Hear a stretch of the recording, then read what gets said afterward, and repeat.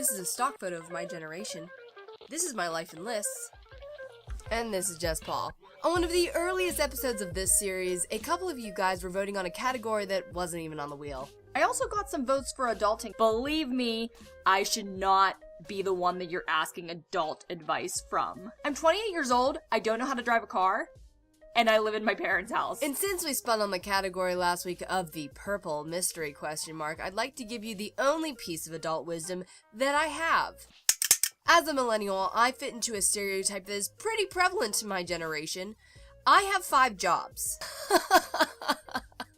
Yes, even with a college degree, I work 10 to 12 hours a day, 6 to 7 days a week, on my office job, my freelance clients, my acting and filmmaking gigs when I have them, my YouTube channel, and my Etsy store. So suffice it to say, I have to keep on track. And of course I had to wear my glasses today to signify that I'm visually impaired. So today I'm going to hand out some tips on how to be your own business or businesses and give you an accurate description of millennial, unlike the broad strokes that your privileged baby boomer uncle likes to paint you in. And yes, this does relate to my previous video, why YouTubers experience burnout, so you might hear a few aspects repeated. And if multimedia is a field that you want to get into, go ahead and watch that one after this one. Step 1 on how to successfully work from home. Start crying over an error code that your wireless smart printer gave you until somebody from Best Buy walked you through a paper jam. JK, but real story. Here are 5 tips for successfully working from home. Tip number 1, make realistic to-do lists. Realistic being a key. Since I have so many clients in so many different categories in which I earn my money, I have to make lists every single day, all my life, to keep track of everything that I need to do. One thing that I like to do is to create lists that have a couple big ticket items, stuff that will take longer, things that are a little bit more difficult, but also sprinkle in a couple fluffier things, as I call them, a couple easier things to do, so that when you wake up in the morning, you are already successful at crossing things off the list, like taking a shower or answering one specific email. Make lists that have things that are absolutely due that day and other things that it won't be the end of the world if you push them off to the next. A good goal to achieve is to eventually be working up to getting 75% at least of your list done every single day. This is even applicable if you have a day job and you have a dream job that you do after hours. Like some days I go into an office and then when I come home, I have to still do a couple different things, get a couple different clients' works done, but I have to keep it organized and I have to keep on task with my list. Tip number 2, divide your priorities. Not only do I have one list, I have several lists. But the main 2 that I always refer to when I'm talking to somebody about my workload is my short list and my long list. My short list are daily activities, things that I have to do throughout the week that I'm working towards a deadline with. And my long list is a list of much larger, much longer term goals that I want to eventually get to when I have the time.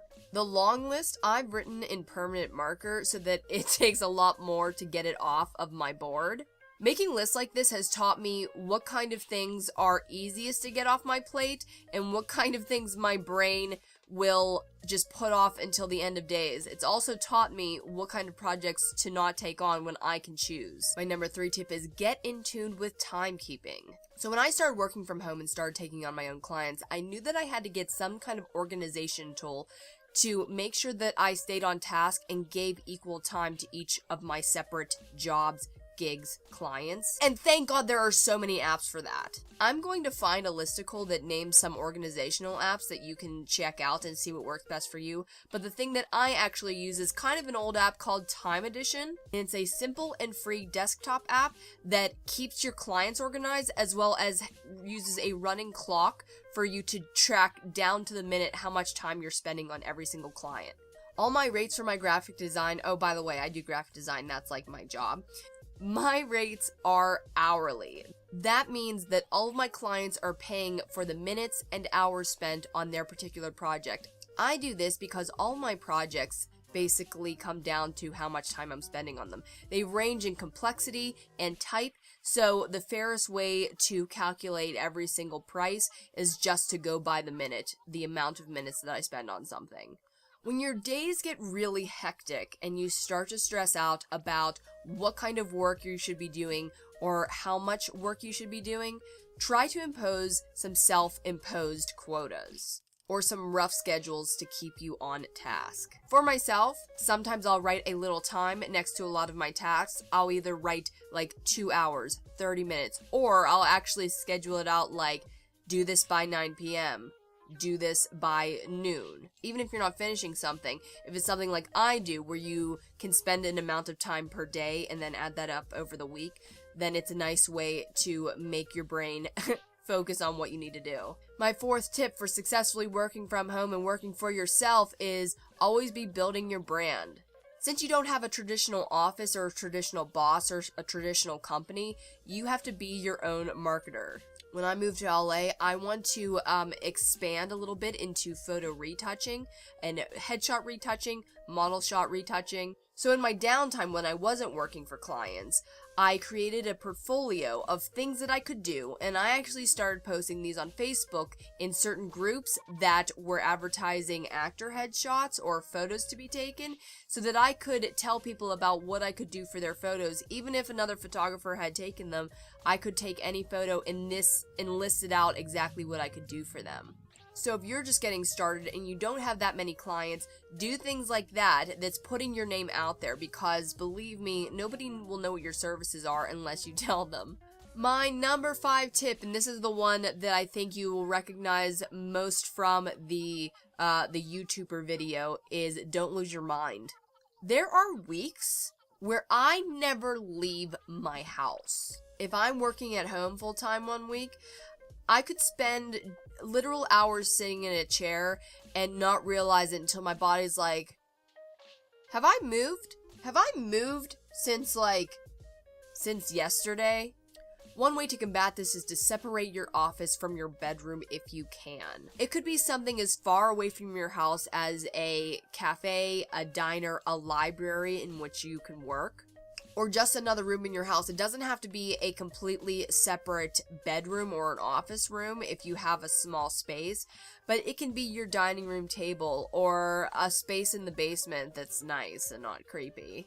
Because the key is to just separate the place where you sleep from the place where you work. This is to train your brain to know that when you step into your bedroom finally at the end of the day, you know, this is where I relax. This is where I'm not doing work and my brain's not constantly going. And if you ever think you're going overboard with your schedule, schedule in some relaxation time.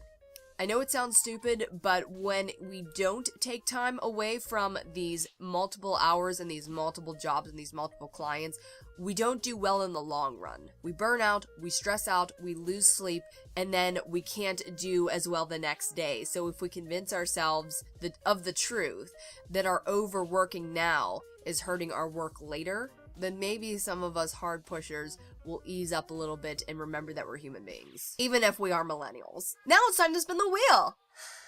Hi guys.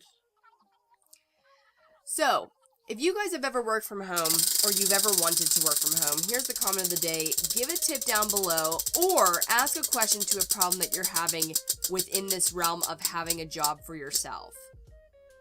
Yes! I'm keeping it! Yes! No, this one. Okay, cool. Art and Etsy.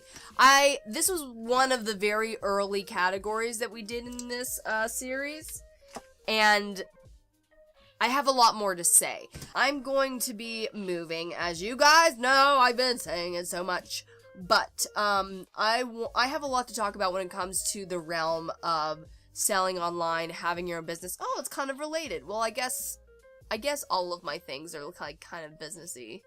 No, they're not. They're just all me. Thank you guys so much for loving my actor scams video. It was the second video of that week that just did so well, including my other one that was the 18 Laurels video, as I call it, the one about how I made my first film. If you're shaking your head and you're like, I don't know what she's talking about, if you've missed any of my videos, they are on the internet. They're down below, connected to this channel. If you found at least one point of what I said helpful or interesting at all, that's what the thumbs up button is for. And only if you want to see my face again. Don't do it if you don't like me. But you can hit that subscribe button. If you don't like me, you can go watch something else. I have a cold this week. Anybody else have a terrible, terrible cold that kept me indoors against my own will? I think I have another video idea in mind that if you'd like to watch, wait a couple days and I'll film it. And I hope you also find that one helpful. We're just so full of help. Have a great week, guys, and I'll see you later. Just pull out?